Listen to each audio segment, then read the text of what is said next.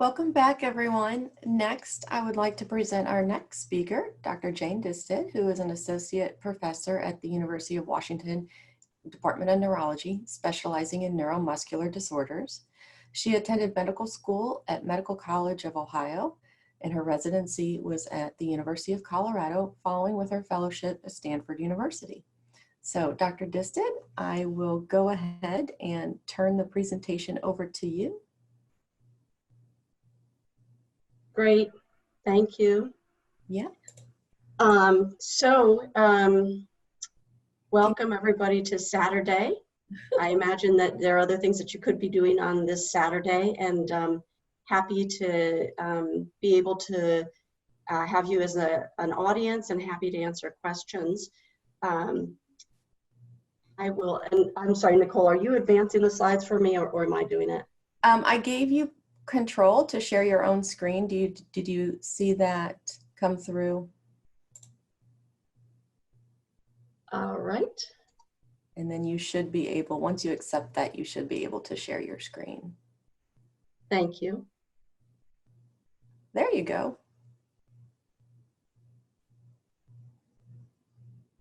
Great. Perfect.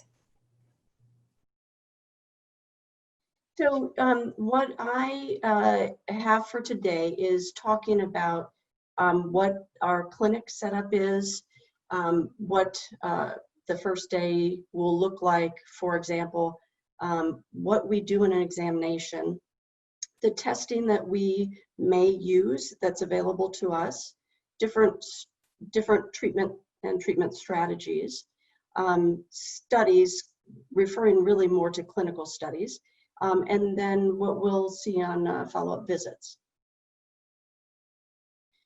So the introduction to clinic is typically via the clinic staff, and that would be the schedulers as a first point of contact. The medical assistants you will meet in clinic, and then the nurses are available for any issues that arise. Prior to COVID, we did have a representative from the Muscular Dystrophy Association also available for every clinic visit. And that's changed for now. The physicians that you'll meet, myself, a neurologist, and the other type of physician is physical medicine and rehabilitation. That's the person that you'll typically spend most of your time with on that day, depending on what other testing may be involved, or if you come back for additional testing. The therapists are physical therapy, occupational therapy, and then the speech language pathologists are the people that look at your speech. They also evaluate swallowing and make recommendations for anybody having swallowing difficulty. The respiratory therapists play a key role for the diseases that affect the lungs, the muscles of the lungs specifically, and they can make recommendations on equipment and interventions and how to use the equipment. The genetics counselor is the person that provides information about what the different type of genetic mutation, if we know what that is, what the impact is for you or family members, either parents, if more needs to be gathered there or assessed, or what to expect if you have children or planning on having children. An orthotist, we don't have in our clinic, but we would refer to an orthotic specialist if there are needs for bracing for the ankles or to support the neck, or other forms of equipment that are needed. And a rehab psychologist can be instrumental in providing support and recommendations for somebody that is in a new situation, dealing with difficulties or limitations that they're having, and how to make those adjustments. Our clinic has rehab psychologists, but any psychologist or counselor may be part of what's involved in being evaluated and doing everything we can to support you. Social workers can guide people looking at insurance, disability, community services. And we also have vocational counselors that work with people that are facing difficulties because of limitations at their work, and they need to make adjustments, and kind of how do you negotiate that? On the day of the clinic visit, I review medical records prior to seeing somebody, and then I ask a lot of questions and listen to what kind of symptoms you've been having or difficulties or what your thoughts are. The examination can help me kind of guide what's going on and maybe even figure out what we're dealing with, and then making a diagnosis and recommendations. And specifically for the portion of the examination, the neurological examination, I look at cranial nerves, and that's looking at how your eyes are moving. Is there any weakness in the muscles of the face that can help clue me into the diagnosis if it isn't clear? And then when we're looking at function of these cranial nerves, there are 12 of them, but some of that involves looking in the mouth, looking at a gag response, the size of the tongue movements, looking for a high arched palate, for example, that we might see in people with Charcot-Marie-Tooth disease. The motor examination looks at any loss of muscle and what is that pattern, looking at strength in different muscle groups, and trying to figure out what the disease is, or maybe what interventions that we need to think about or discuss. Reflexes are elicited by tapping on your tendons, and typically we see that they're normal or decreased in diseases that affect the nerve and muscle. Walking is part of the motor examination, and we look at what your pattern of walking may be. If it's normal or abnormal, that can clue us into what's going on, and we can see if you're having difficulties with walking, maybe why that is. And the sensory examination is looking at the sensory nerve input, and it assesses pinprick, sensation to cold, vibration sense, and joint position sense, moving your toes around, for example, to see if you can detect when we move them. And that's important in assessing nerve and the sensory nerve branch function for neuropathies and sometimes for muscular dystrophies. Lab tests are something that we use for diagnosis, and creatine kinase is the most common test probably that we would look at, for example, in muscular dystrophies. There are other enzymes that we may look at in the blood. When the muscle is involved and there's muscle breakdown, the level of the creatine kinase actually increases. The other possible tests that we could consider: thyroid stimulating hormone, because the thyroid may be affected or it may be mimicking a disease. Blood sugar abnormalities that we can detect in the blood. If we're looking at neuropathy, and neuropathy is typically sensory loss and weakness more in the toes and feet is how it begins, but it could be a different array of symptoms. And if we would need to determine, is that an inherited pattern if we don't already have that information, or is it from something else? And we can look at blood tests for abnormal elevations of certain proteins. We can look for different disorders if that's suggested, metabolic disorders, autoimmune, or rheumatological disorders. The test that we use for assessing nerve and muscle function is the nerve conduction study and electromyography. And the nerve conduction study measures how fast an electrical impulse will move through your nerve. It uses a stimulator to deliver very mild electrical shock to the nerve and record the response under different electrodes. And this can identify damage to the nerve, or if the conduction is slow, will tell us that there's a problem in the myelin insulation surrounding the nerve.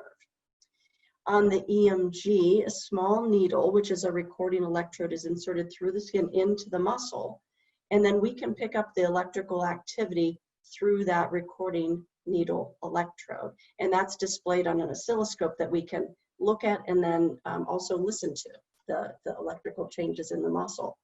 And at rest, we look for any abnormal electrical discharges, such as this positive sharp wave, and then we also will have you contract the muscle. And there are different patterns of motor unit action potential activity that will tell us if this is normal activity, if there are very big and few motor unit action potentials that we'd see with a neuropathy or neurogenic nerve damage, or in a myopathy or muscle disease where the responses are very small and short and there's a lot of activity to generate that amount of force. Other tests that may be used are x-rays. So is there a problem in the joint? Are we seeing any evidence of scoliosis? The heart tests that may be used are EKG, and that looks at the electrical conductivity of the heart by placing different electrodes over the chest and then recording that activity. And the echocardiogram is an ultrasound done with a wand over the chest, looking at the heart muscle function and the size, and often would detect something, for example, enlarged heart. The breathing tests that are used can measure how much air you breathe in and how much air you can quickly blow out. You take a deep breath in, and then as fast as you can, you exhale, blowing all of the air out. And that's done typically 3 times to get consistency. And that can tell us if there's weakness of the muscles of the lungs, especially the diaphragm, which is very important in exhalation. Genetic tests are done typically through saliva or blood samples, and there are a number of different types of genetic abnormalities that can cause disease. Duplications of a gene, deletions, miss or nonsense, repeats. There are a couple disorders of myotonic muscular dystrophy and Kennedy's disease that are the result of a nucleotide repeat expansion that alters the genetic function and causes abnormal development of muscle structure. And there's a polymerase chain reaction that can detect for too many copies of these nucleotides. And the muscle structure is pretty complicated. And so with all these different proteins within the muscle, there are a number of different places where a genetic mutation can cause difficulty that can alter the function of the muscle membrane or the proteins surrounding it. And over the past 5 to 10 years, we've had a number of companies that have combined efforts with labs that allow us to provide free testing. And the availability of that free testing will vary from clinic to clinic, but they're doing large panels for looking for genetic mutations, particularly in people where we have not been able to figure out a pattern, or we don't have a specific genetic abnormality that we're aware of. And this helps add to what's available in assessing what's going on with a person in kind of a wide range, and being able to get that information back can help us determine if we can identify the genetic mutation or if we need to move on and do different things. But it's certainly helpful as far as identifying the science around it and the genetic mutations that may not have been identified before. So this has really been helpful. A muscle biopsy is not used as often as it used to be just because of the availability of the genetic testing now, and also because there's so many more genetic mutations that have been identified and classified. The muscle biopsy is taking a small sample of the muscle and then doing sections of it and then looking at that under a microscope. And using different stains, we can look at different features of the muscle. Sometimes we can detect an enzyme deficiency by using different stains for that. We can also see if there are inclusions in the muscle, because different diseases will cause abnormal inclusions, vacuoles, abnormalities within the muscle fibers themselves. The muscle biopsy can also exclude other cases of atypical presentations, for example, of muscle inflammation. And the treatment may be supportive, such as bracing, bracing the ankle for foot drop, using braces to help support a weak neck, muscles of the neck, maybe for the hands if there's a weakness there, or equipment that may be useful to maximize function. Therapy can be helpful for improving walking or maximizing safe walking, or equipment may be needed to help with walking, a cane, a walker. If there are a lot of falls, maybe a wheelchair. Therapy can also be helpful if there's limitations in a joint, so maximizing activity that can improve range of motion in the shoulder or the hip, for example, and guide you on appropriate exercise that may be indicated depending on what areas of weakness you may have. The also equipment that is used as treatment to support respiratory function in disorders that affect the muscles of breathing. And the BiPAP is the most commonly used form, and you receive positive air pressure when you breathe in, greater than the amount of pressure that you receive when you breathe out. And that helps open the airways and helps allow the optimal exchange of gases in the lungs. People notice improvement with wakefulness during the day, energy during the day. It may take some time to get accustomed to that type of equipment. Medications can be used to manage symptoms, and those symptoms can vary greatly depending on the type of disease and the individual. Cramps, pain, excess saliva are some things that we have a number of different treatments over the counter or prescription that we may try for those. Steroids are used specifically in Duchenne muscular dystrophy and have not shown benefit in other disorders.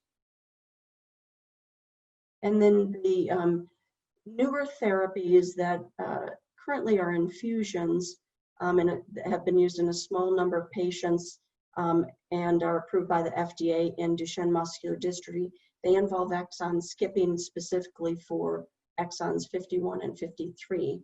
And then in spinal muscular atrophy, the infusion uses technology that replaces the defective or missing survival motor neuron gene with a working copy to produce the normal amount of protein needed. There are a lot of studies looking at how to introduce introduce different things that may help treat the disease. And those are mostly using a viral vector, the adeno-associated virus, to deliver this gene therapy. And the inactivated virus can have something put in it and then injected, for example, into the muscle or into the bloodstream. And that virus could contain something like a replacement of the mutant gene, like in Duchenne muscular dystrophy trials. It may introduce something that suppresses that dominant disease-causing gene. The antisense oligonucleotides have been used, for example, in exon skipping. There are what's called gene editing tools, so different things that can be introduced, and CRISPR is something that's being looked at. That's the clustered, regularly interspersed short palindromic repeats. And those CRISPR-associated proteins, for example, Cas9 can use to precisely cut a DNA and then allow natural DNA repair. It alters the DNA sequences and modifies the gene function. And it may be the gene that's involved, or it may be an associated gene that can help modify the gene that's involved. So it's a lot of exciting science that's going on right now, and a lot of different researchers that are looking at that. One of the first places that I look at when I want to think about or talk to somebody about what clinical trials might be available now is the clinicaltrials.gov website. You can easily enter the disease, and it will give you a whole bunch of different trials that are ongoing. Once you choose the different category, for example, entering limb-girdle muscular dystrophy or just muscular dystrophy, and you get the different trials listed and then also the status of them, and you can alter the website to modify the search. Do you want ones that are recruiting? Do you want ones that are involve medications? And then they describe the different types of interventions and then which sites are doing those with the contact information there.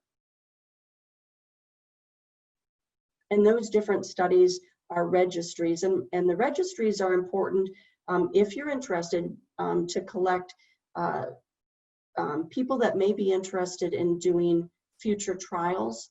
And some of those trials are even the natural course of the disease. What happens over time? They may be questionnaires. Some of them are looking at trial readiness. Okay, when we want to study FSH, how many, like what are all the things that we need to be assessing, and how do we really look at outcome and what that treatment may be doing to the individual? Is it helping? What types of things do we need to measure? Some of the studies are looking at supportive care or therapies. There may be interventions, equipment, or they may be looking at heart function in a disease or lung function in a disease. Some of the trials are medication trials, and the last thing is the gene therapy, which I had mentioned before, is really an exciting time for us. And there are a number of different trials that are looking at gene therapy. So those are what I'm looking at for clinical trials and trying to inform people about what's available if they're interested. And then lastly, once we have a plan as far as, do we have a diagnosis?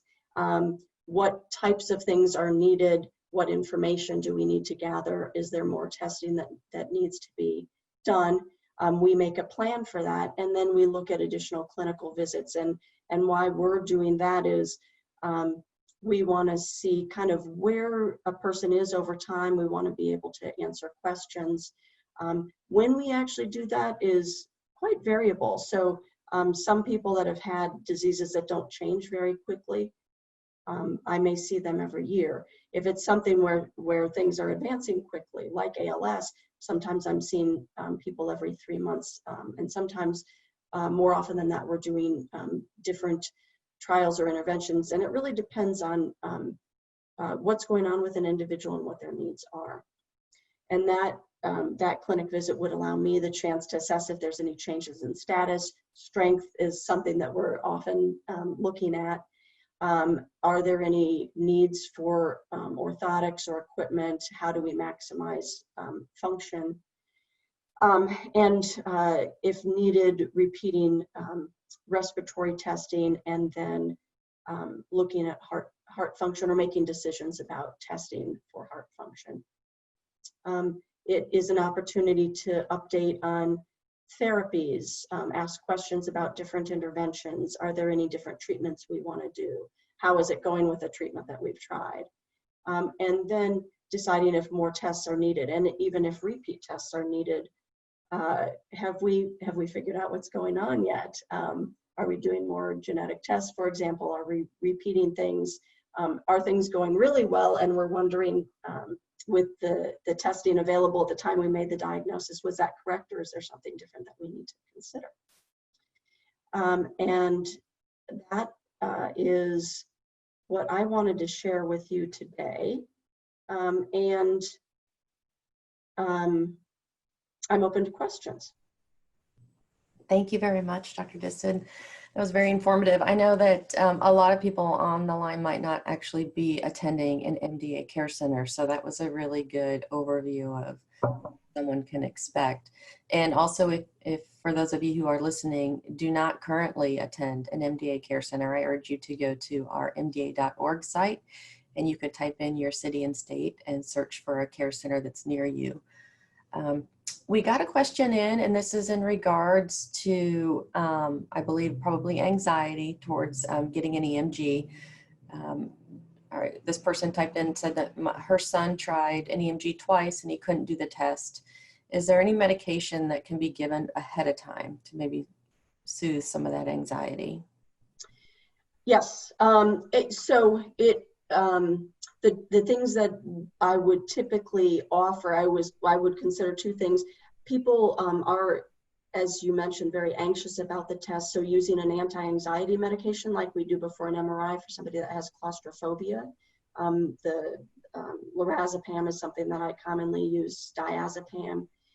Sometimes people are anxious about the pain, and it can be painful doing the needle part of it. And I assess, would something like a pain medication like an oxycodone or something that can have some benefit in pain. It won't make the pain go away, but that can also have some benefit with the anxiety. So those are the different things that I would offer somebody that's having difficulty with it. Okay.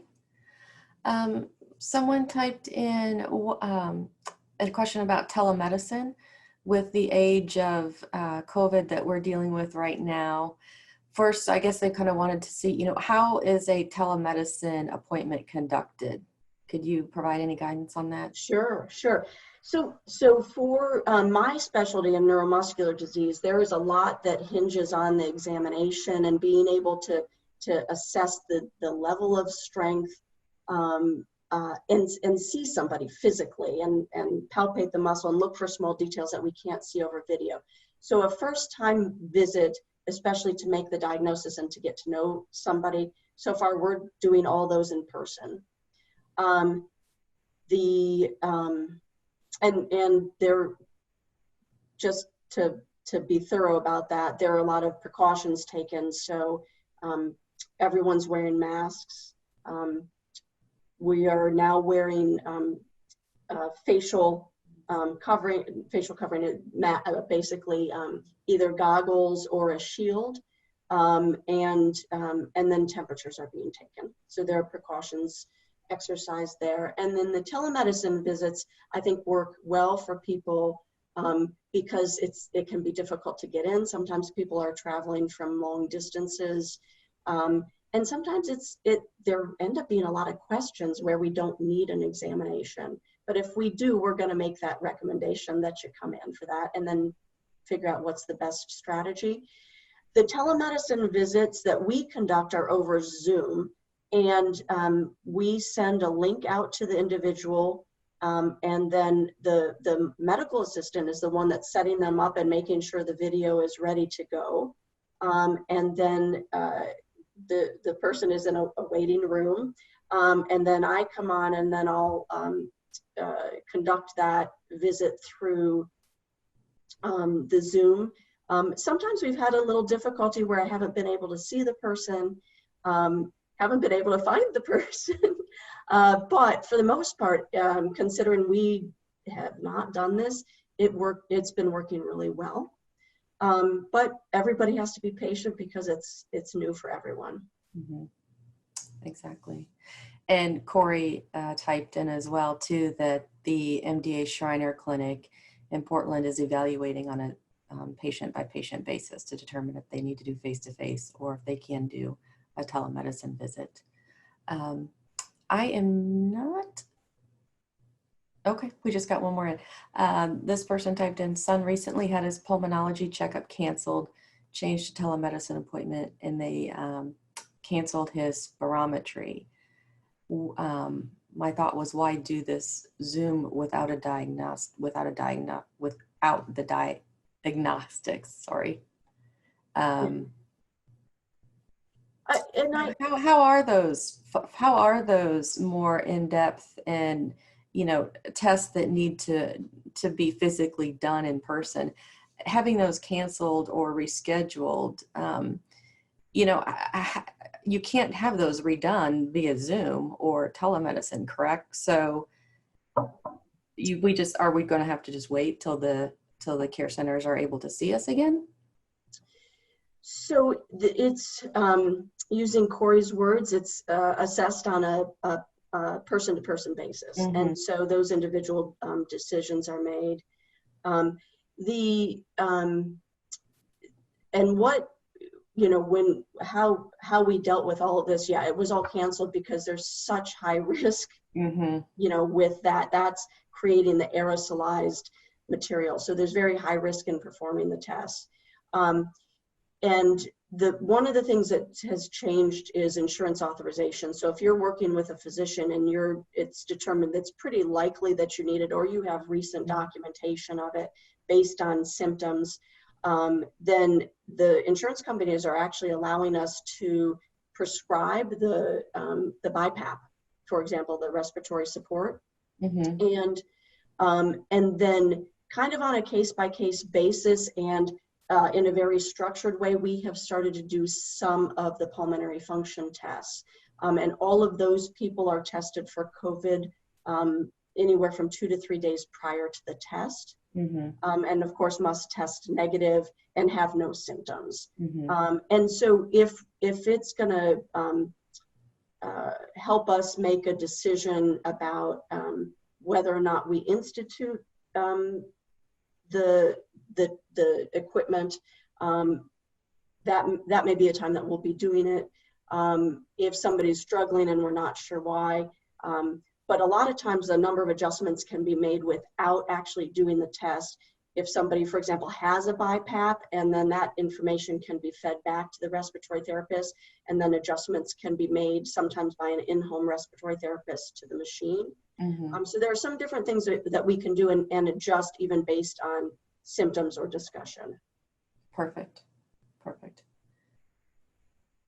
I do not see any more questions that have come in. So thank you very much for your time today. We appreciate you taking time on Saturday to present everything for us. So if we do have any more questions, I will let you know afterwards. But in the meantime, thank you very much for your time.